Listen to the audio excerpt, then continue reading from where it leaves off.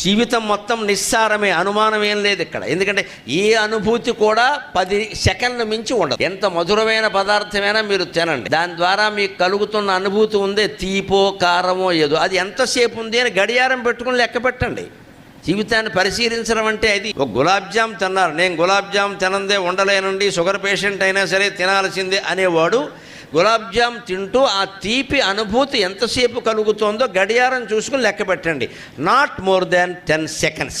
10 క్షణాలు మించి ఆ అనుభవం ఉండదండి ఖచ్చితంగా. 10 క్షణాల అనుభవం కోసం ఆరోగ్యం పాడు చేసుకుంటావా? పోనీ ఈ బోడి గులాబ్ జామ్ నువ్వు విధులకు ఎప్పుడు తినలేదా?